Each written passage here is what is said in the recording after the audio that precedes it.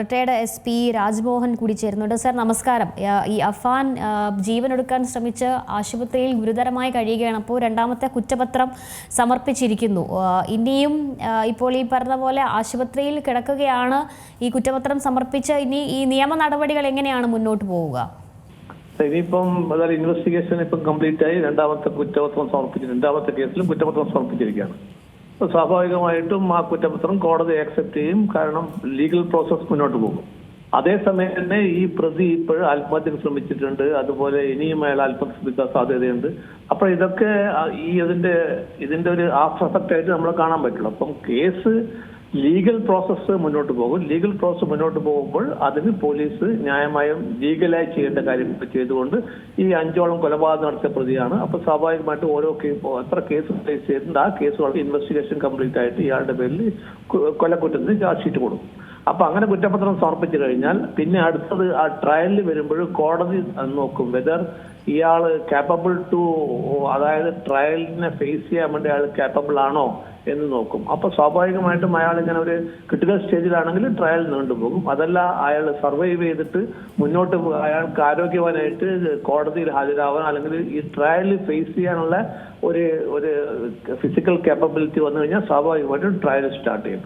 അപ്പൊ അതേപോലെ തന്നെ പോലീസ് ആണെങ്കിൽ ലീഗൽ പ്രോസസ് ഒക്കെ നടത്തിക്കൊണ്ട് മുന്നോട്ട് പോകും. അപ്പം പ്രതി അയാളുടേതായ കാരണങ്ങൾ കൊണ്ട് അയാൾ ആത്മഹത്യ ശ്രമിച്ചു കഴിഞ്ഞ് അയാൾ മരണപ്പെട്ടാലും ഈ കേസുകളൊക്കെ ചാർജ് എബേറ്റ് ആവും. അതായത് ഈ കേസിലൊക്കെ ചാർജ് പ്രതി മരിച്ചതുകൊണ്ട് ഈ കേസിലൊക്കെ ഈ ചാർജ് എബേറ്റ് ചെയ്ത് ആ കേസ് ക്ലോസ് ചെയ്യും. ഇതാണ് അതിന്റെ ലീഗൽ പ്രോസസ്.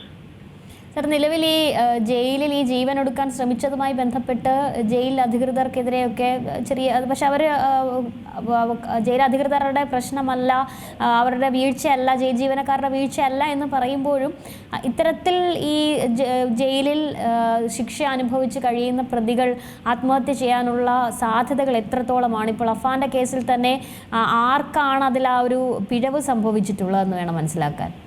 അല്ല, ഇതിലൊരു പിഴവ് സംഭവിച്ചു എന്ന് പറയാത്ത കാര്യങ്ങളെല്ലാം എനിക്ക് തോന്നുന്നത്. കാരണം അഫാൻ എന്നുള്ള പ്രതി ഈ സൈക്കിക് കേസാണ് അയാൾ.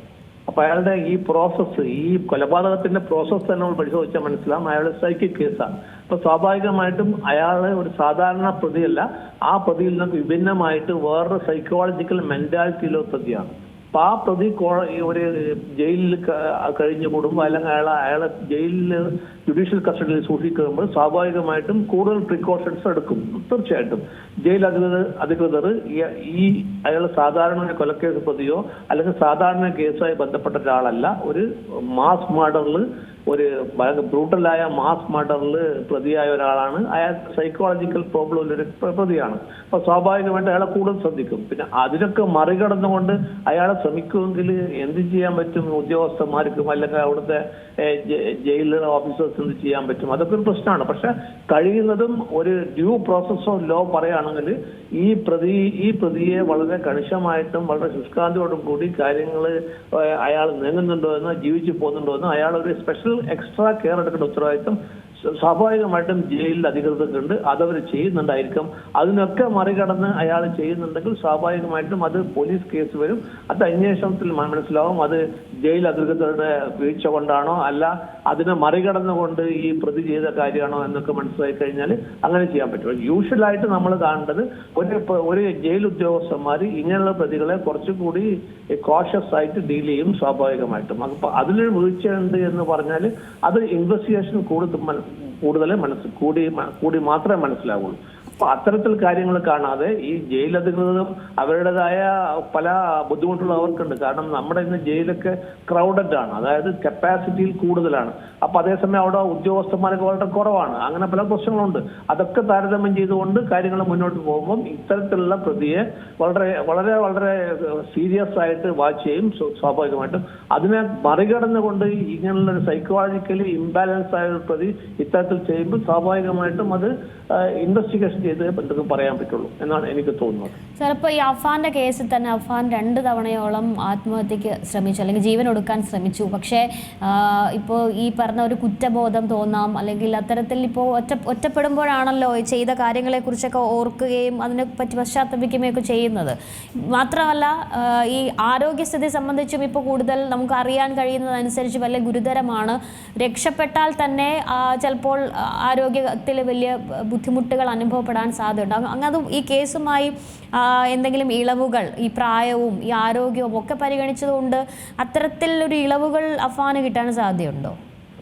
ഇതൊക്കെ ഒരു ട്രയൽ സ്റ്റേജിൽ, ഒരു ട്രയൽ കോർട്ടിൽ ആ ജഡ്ജിന്റെ മുന്നിൽ ഹാജരാക്കുന്ന തെളിവുകളും അതിനുശേഷം ഈ പ്രതിയുടെ ഒരു ട്രയൽ ഫേസ് ചെയ്യാനുള്ള കപ്പാസിറ്റിയും അത് കഴിഞ്ഞ് ട്രയലിന് ശേഷം മാത്രമേ കാര്യങ്ങൾ പറയാൻ പറ്റുള്ളൂ. പക്ഷെ ഇത്തരത്തിലുള്ള പ്രതികൾ ഒരു മാസ് മർഡർ നടത്തി അഞ്ചോളം വളരെ ബ്രൂട്ടലായ മർഡർ നടത്തിയതിനു ശേഷം അയാൾ വീണ്ടും ആത്മഹത്യക്ക് ശ്രമിക്കുകയാണ്.